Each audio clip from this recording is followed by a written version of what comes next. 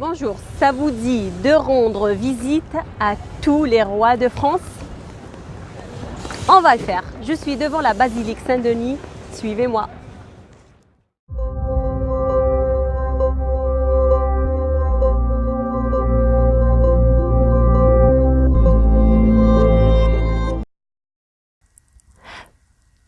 Alors, là, on est devant la basilique Saint-Denis.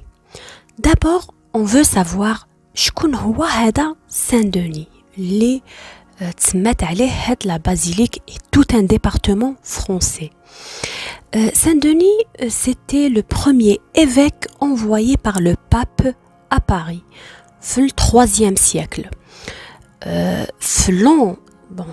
La légende dit que à l'an 250, on le décapite à Montmartre. Ça veut dire يقطعوا له راسو في Montmartre. Et c'est une légende.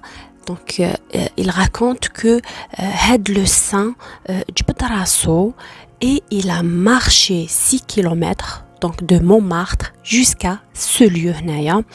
Et puis il est tombé. Et depuis, on l'a enterré ici où ils ont construit une basilique sur ce lieu. Voilà l'histoire de Saint-Denis. C'est une légende. Voilà. Donc, pourquoi les rois de France, ils ont choisi le lieu pour être enterrés ici. Donc, le premier roi qui prend la décision d'enterrer toute sa famille royale في هذا le lieu, c'est le roi Dagobert. Et c'est l'arrière petit-fils de Clovis, où Bda au 7e siècle, donc c'était au 7e siècle qu'il a pris cette décision. Il a choisi l'église comme c'est un monument sacré, donc il a choisi l'église pour que toute la famille royale soit inhumée. Et depuis, pendant 11 siècles, toute la famille royale, ou là où il était devenu. Donc voilà, on rentre dans l'église et ce qu'on voit, c'est le style gothique qui revient. Alors, il faut savoir que le style gothique, c'est un style, les ben le Moyen-Âge. Donc, le Moyen-Âge. La première église, donc cette église-là de Saint-Denis, est la première église au monde construite dans le style gothique. Le style gothique, il est né en France. La France, les Kantitsema, Lutèce à l'époque. Donc, c'est là, ce que vous voyez, c'est la première église gothique construite au monde. Les vitraux, ils sont tellement beaux, c'est les plus anciens au monde. Donc, c'est les plus anciens vitraux au monde. Donc, vous imaginez, là, c'est on va dire à partir du 5e siècle, l'église. Et bien sûr, il y a eu des agrandissements chaque période. Donc, on voit bien ce beau style, ces beaux vitraux. Très beau, il y a la lumière qui rentre, on voit les couleurs, on voit l'art, on voit tout ça. Et puis moi je me demande à chaque fois كيفاش بناو déjà هكذايا à l'époque, comment ils pouvaient faire tout ça. C'est magnifique. Donc voilà, les vitraux, juste des œuvres d'art. Donc, fait l'église, on a 42 rois, 32 reines et 63 princes et princesses اللي راهم مدفونين كامل في هاد l'église. Donc là, on rentre في la partie où مدفونين les rois, là où les rois sont inhumés. وراكو تشوفوا هذا واش يسموهم هاد لي ستاتيو هادو راقدين سي دي جيزون. دونك يعيطوا لهم لي جيزون. دونك là vous voyez c'est Clovis II, عندك les noms des rois et puis la date et puis un petit aperçu على هاد le roi وهاد les rois ou les reines اللي تدفنوا هنايا. هاد les gisants au départ c'était de la pierre et après avec le temps avec les années ولاو يديروهم بالmarbre. Et vous voyez qu'il y a des animaux, des fois on trouve des animaux. Alors le lion, comme c'est le roi de la jungle, donc le lion pour le lion pour les rois, et puis les chiens pour les reines et les petits et les enfants.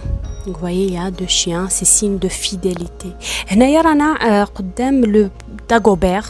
هذا le tombeau تاع Dagobert, le premier roi qui était enterré في هاد l'église. Voilà.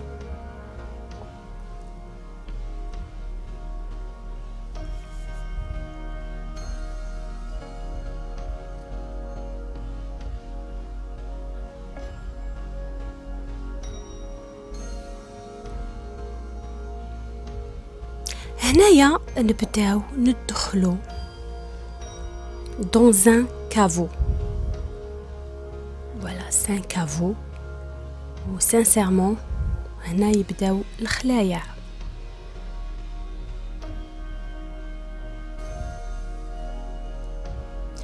Donc on rentre ici.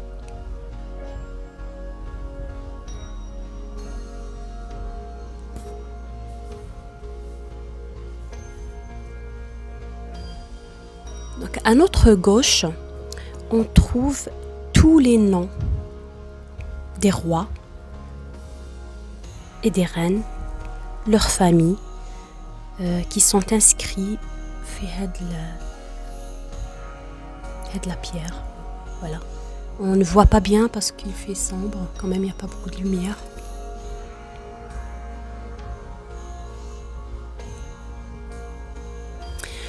De la partie, les années 50, un archéologue, il fait des fouilles, il y a un sarcophage qui date du 6e siècle, où c'était le sarcophage de la plus ancienne reine en France, la reine Arégonde. Elle s'appelait Arégonde. ولقى الساركوفاج تاعها intact. Là franchement ça c'est flippant. On dirait un film تاع Dracula. Il y a que des sarcophages.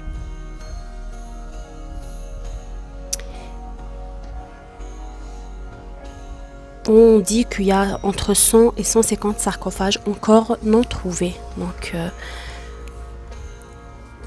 voilà. Pendant la Révolution française, et en 1793 exactement, l'indécence les révolutionnaires ou les qui sont contre le système royaliste, لحقوا حتى وين donc دخلوا لهنايا où ils ont profané les tombes des rois et des reines et des princesses كامل. يعني هادو كاع لي رواي توسا اللي كانوا مدفونين جبدوهم كامل من القبر تاعهم. Et les ont ils les ont jetés une fosse commune, la fosse commune juste à côté. نحوهم كامل ولاحوهم et c'était horrible. Et après la révolution, donc au 19e siècle, les ossements, ils ont essayé de remettre tout en place et tout. C'était très dur à trouver. Donc ils ont assemblé les ossements pour remettre chaque roi à sa place. Là, on trouve la tombe de Marie-Antoinette à Louis XVI. وهادو اللي كانوا guillotinés en 1793 où les corps تاعهم لحوهم في la fosse commune aussi à Paris, mais ils les ont récupérés مع les rois كامل au 19e siècle. وحطوهم هنايا donc دفنوهم plus tard هنايا. Là on rentre C'est une petite histoire un peu triste. C'est le fils de Louis XVI et Marie-Antoinette, كان عمره 8 ans quand ils l'ont emprisonné ou لاحوه dans une chambre seule, isolée, sans hygiène, dans une chambre obscure. هذا c'est son cœur. Donc خلاه حتى مات. Donc 2 ans après, il est décédé à l'âge de 10 ans, ravagé par la gale et la tuberculose. Skin met à l'âge de 10 ans. Ou le médecin qui lui a fait l'autopsie, le cœur ou à l'an 2000, ils ont fait un test ADN, ils ont confirmé que c'était le roi, le cœur du roi Louis XVII du coup. Donc c'était vraiment triste l'histoire.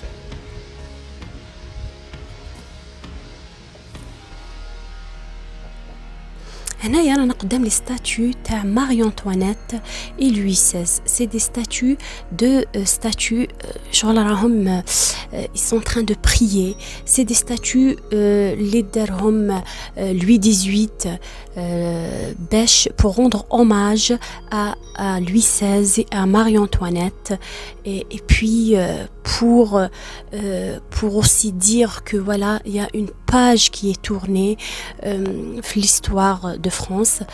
Regardez les statues, leurs visages, donc Louis XVI et Marie-Antoinette, des visages sereins, comme si ils veulent passer un message, comme s'ils disent voilà, on vous pardonne. Mais ce qui est frappant, c'est comment elles sont faites les statues. Le détail, il est vraiment impressionnant. Franchement, c'est magnifique, c'est très beau.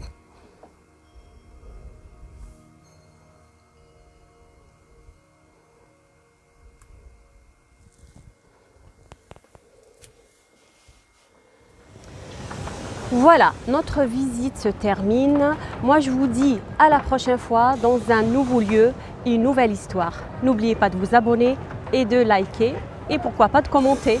À la khair.